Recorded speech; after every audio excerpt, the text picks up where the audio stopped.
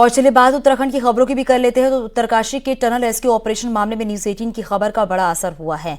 NHIDCL Navayuga company के खिलाफ ADM ने DM को लिखित में स्टेटस रिपोर्ट भेजी है, जिसमें लिखा गया है कि मौके पर कंपनी का कोई भी अधिकारी मौजूद नहीं है। ADM के बुलाने पर भी कंपनी का कोई भी अधिकारी मौके पर नहीं पहुंचा है। रिपोर्ट में ADM ने कंपनी पर लापरवाही करने का भी जिक्र किया है।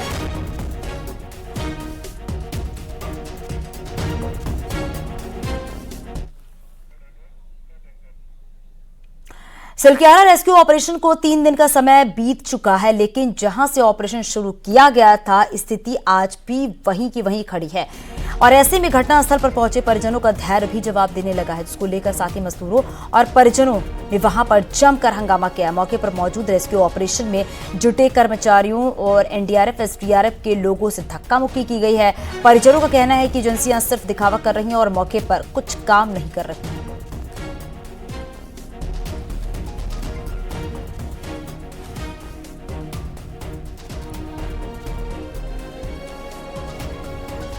चाहिए था एक मशीन होना चाहिए। तो एक B 2 C D होता है ना भाई साहब, आप बताइए। एक मिशन फेल हो गया कंपनी, मिशन तो आना चाहिए कि नहीं आना चाहिए?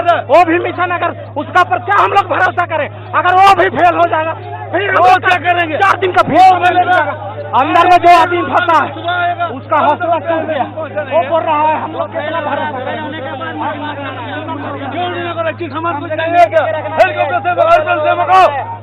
क्यों नहीं मकान पास पाएगा? आदमी चाहिए हमारा। अब बोला कल निकल जाएगा, 2 घंटा में निकल जाएगा मशीन ठीक होने के बाद। बोल रहा अभी तक कुछ नहीं हो रहा। सिलक्यारा रेस्क्यू ऑपरेशन में बोरिंग के लिए लाई गई आगर मशीन देर रात एक्टिवेट होते ही अपने पहले एक्शन में ही खराब हो गई है। नतीजा इस मशीन को मौके से हटाना पड़ा है। मशीन और उसके लिए बनाए गए प्लेटफॉर्म को डिसमेंटल करना पड़ा है। वहीं एक अच्छी खबर यह भी मिल रही कि जो मशीन दिल्ली से आनी थी उसके कुछ पार्ट जो है वो चिन्यालीसौड़ हवाई पट्टी पर लाए गए हैं। तस्वीरें भी आप देख सकते हैं। तो जिस नए पावरफुल मशीन लाने की बात की जा रही है उसके कुछ पार्ट जो हैं वो हवाई जहाज के जरिए लाए गए हैं।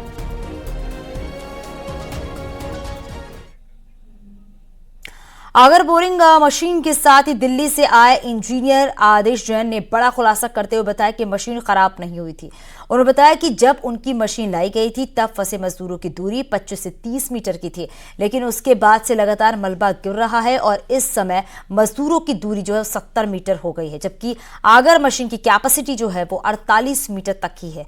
उन्होंने ये भी बताया है कि मौके पर मिट्टी टेल्कम पाउडर जैसी है, जिसकी वजह से 100 किलोमीटर मिट्टी निकालने पर 60 किलो मिट्टी उसकी जगह फिर से ले लेती है।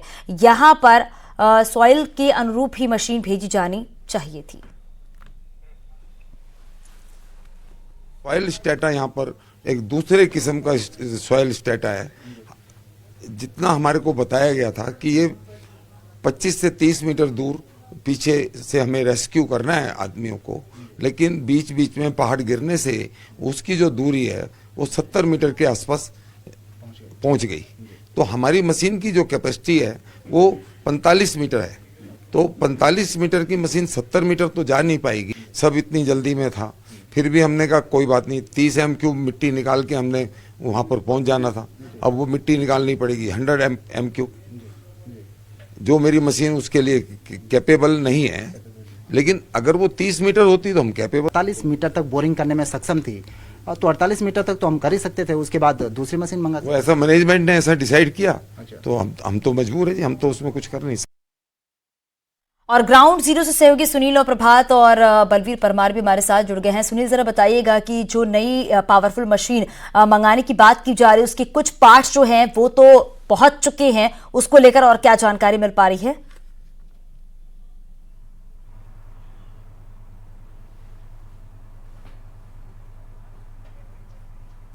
बलवीर, आपको मेरी आवाज मिल रही है? बिल्कुल बलवीर, क्योंकि कहा जा रहा था कि जो नई पावरफुल मशीन मंगाने की बात की जा रही थी उसके कुछ पार्ट्स जो हैं वो चिन्यालीसौड़ पट्टी पर पहुंच चुके हैं। अब आगे किस तरीके से इस काम को आगे बढ़ाया जाएगा जिससे कि जो 40 मजदूर अंदर फंसे हुए हैं उन्हें जल्द से जल्द बाहर निकाला जाए?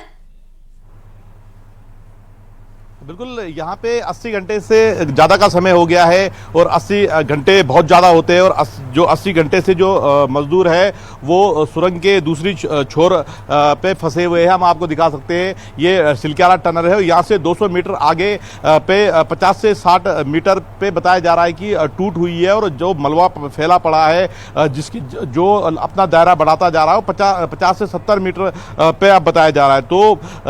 तो जो उस और फंसे हुए उन्हें भारी परेशानियों का सामना करना पड़ता है। घंटे जिस तरह से लगातार बढ़ते जा रहे हैं तो परेशानी भी उनके सामने लगातार बढ़ती जा रही है। बाहर पे जो उनके परिजन है वो चिंतित है। कुछ देर पहले हंगामे भी परिजनों ने काटा था, जो मजदूर उनके साथी थे उन्होंने भी हंगामा काटा था कि आखिर 80 घंटे हो गए हैं और इस तरह की सिचुएशन है कि अभी तक पूरी तरह से काम ठप पड़ा हुआ है। और जो NHIDCL जिसकी जिम्मेदारी है इसकी पूरी देखरेख करने की, वो विभाग गैर जिम्मेदार बना हुआ है। संवेदनशील मुद्दे पे असंवेदनशील नजर आ रहा है पूरी तरह से। और जो प्रशासन है वो भी आप नजर बनाए रखिएगा। शुक्रिया इस जानकारी के लिए।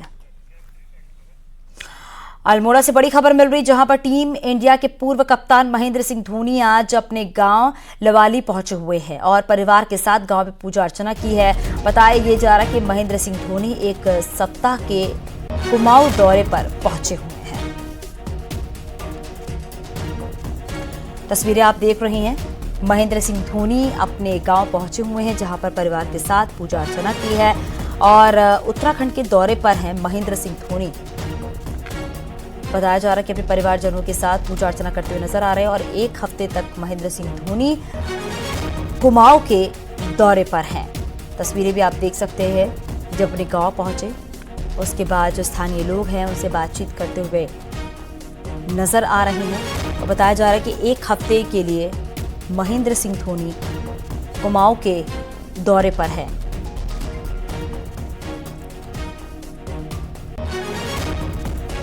तो ये एक्सक्लूसिव तस्वीर आप देख रहे हैं।